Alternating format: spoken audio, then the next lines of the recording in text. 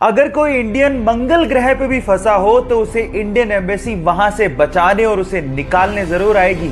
ऐसा कहना था हमारी फॉरेन मिनिस्टर रही स्वर्गीय श्री सुषमा स्वराज का, और कुछ ऐसा ही हमारी इंडियन एम्बेसी ने करके भी दिखाया। जब चाइना की वुहान यूनिवर्सिटी में कुछ भारतीय स्टूडेंट फंसे हुए थे तो रातों रात उन्हें वहां से हमारी भारतीय एम्बेसी ने निकाला। ऑलमोस्ट 323 पहली बारी में और 324 दूसरी बारी में स्टूडेंट वहां से इवैक्यूएट किए गए।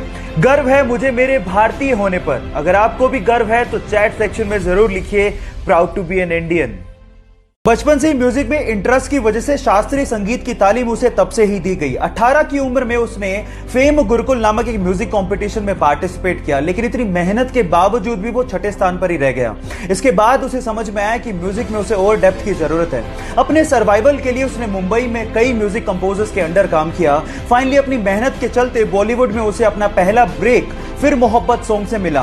फिर मोहब्बत सॉन्ग तो सबकी जुबान पे चढ़ गया, लेकिन वो सिंगर अभी भी इतना फेमस नहीं हो पाया। लेकिन उसने हार नहीं मानी। फाइनली आशिकी 2 के तुम ही हो सॉन्ग के बाद वो रातों रात सुपरस्टार बन गया। क्योंकि तुम ही हो, अब तुम ही हो, जिंदगी अब तुम ही हो। गाइस, अब आप ये सोचिए कि अगर उस सिंगर ने कंपटीशन हारने के बाद हार मान ली होती तो क्या वो आज अरिजीत सिंह से द अरिजीत सिंह बन पाता? इसीलिए नेवर गिव अप। मात्र 40 दिन के एक छोटे से बच्चे को मैंगलोर से बेंगलोर हार्ट ट्रांसप्लांट सर्जरी के लिए जल्द से जल्द शिफ्ट करना था। हवा के रास्ते नहीं ले जाया जा सकता था क्योंकि हवा के दबाव को वो छोटा सा बच्चा शायद सहन ना कर पाता। इसके लिए बचा था सिर्फ और सिर्फ सड़क का रास्ता। और इस मुश्किल काम को करने के लिए कर्नाटका की जनता और ट्रैफिक पुलिस ने पूरा साथ दिया। पूरी तरह से सड़क को जीरो ट्रैफिक बना दिया गया और बाकी बचे हुए काम को हनीफ भाई ने किया।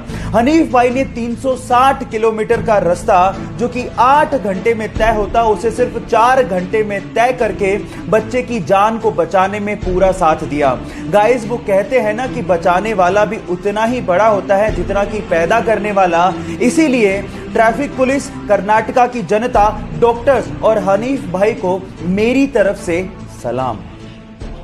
ये कहानी एक दिल्ली के छोटे से लड़के की है जिसको आज फ्यूचर का विराट कोहली भी कहा जा रहा है। गाइस, जब वो 1.5 साल का था तो सुबह उठते ही अपने पापा को बोलता था कि मुझे टीवी पर क्रिकेट मैच देखना है। जब शाम को पापा घर वापस आते थे तो वो बैट और बॉल लेके तैयार रहता था। उसके इस क्रिकेट के पैशन को देखते हुए उसके पापा ने कपड़े का व्यापार छोड़ दिया और उसे क्रिकेट की ट्रेनिंग देनी शुरू कर दी। और आज वो लड़का छोटी सी उम्र में ऐसे शॉट खेलता है जैसे कोई प्रोफेशनल क्रिकेटर खेल रहा हो। दिल्ली के उस लड़के का नाम है शायन जमाल। और गाइस, दिल्ली के इस वंडर बॉय के लिए एक लाइक तो बनता है।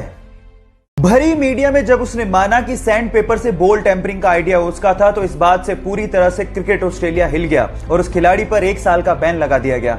उस 1 साल में उसकी बहुत बदनामी हुई और उसे लगने लगा कि क्या वो कभी टेस्ट क्रिकेट खेल भी पाएगा। लेकिन क्रिकेट के लिए उसने अपने पैशन को कम नहीं होने दिया। फाइनली 2019 में इंग्लैंड के खिलाफ उसे एशेज खेलने का मौका मिला, लेकिन जैसे ही वो बैटिंग के लिए उतरा वहां के लोगों ने उसे सैंड पेपर दिखाकर चीटर कहना शुरू कर दिया और रोते हुए मुखौटे लगाकर उसे चिढ़ाना शुरू कर दिया। लेकिन उसने आलोचकों को जवाब अपनी बैटिंग से दिया। उसने दोनों इनिंग्स में शतक ठोके और साथ ही साथ पूरी एशेज में 774 रन बनाकर यह साबित कर दिया कि चैंपियन गिरते जरूर हैं लेकिन डरते नहीं। कारगिल युद्ध में हमारे देश के लिए लड़ रहे देवेंद्र पाल सिंह जी ग्रेनेड हमले की वजह से बुरी तरह से घायल हो गए। इस वजह से डॉक्टर्स को उनका एक पैर काटना पड़ा और डॉक्टर्स ने यह तक कह डाला कि आप कभी अब चल नहीं पाओगे। लेकिन उन्होंने डॉक्टर्स को जवाब दिया कि आप चलने की बात करते हो, मैं आपको दौड़ के बताऊंगा।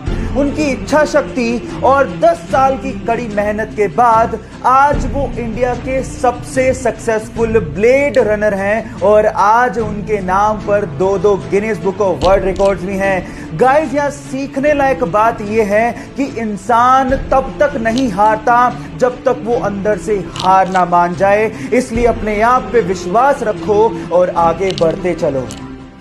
अरे यार, नेट कनेक्ट नहीं हो रहा, बल्ब ऑन करना जरा। अरे हाँ, अब हो गया। आप लोग क्या लग रहा है मैं मजाक कर रहा हूं? आने वाली टेक्नोलॉजी ऐसी होने वाली है जब आप सिर्फ एक बल्ब ऑन करोगे और आपका नेट चल जाएगा। आज के टाइम पे आप लोग इंटरनेट चलाते होगे वाईफाई को ऑन करके, लेकिन आने वाले समय में इसकी जरूरत नहीं पड़ेगी, क्योंकि अब आ गया है वाईफाई को रिप्लेस करने वाली बेहतरीन टेक्नोलॉजी लाइफाई, जिसकी फुल फॉर्म है लाइट फिडेलिटी। एक्चुअली वाईफाई में हम लोग रेडियो वेव्स को यूज करते हैं, और जिससे जो डेटा आप लोग ट्रांसफर करते हो, बेसिकली इंटरनेट का मतलब ही डेटा ट्रांसफर है, वो इतना सिक्योर नहीं होता। लेकिन लाइफाई से यानी कि लाइट फिडेलिटी से जब आप डेटा ट्रांसफर करोगे तो वो ज्यादा सिक्योर्ड भी होगा, ज्यादा स्पीड से भी होगा।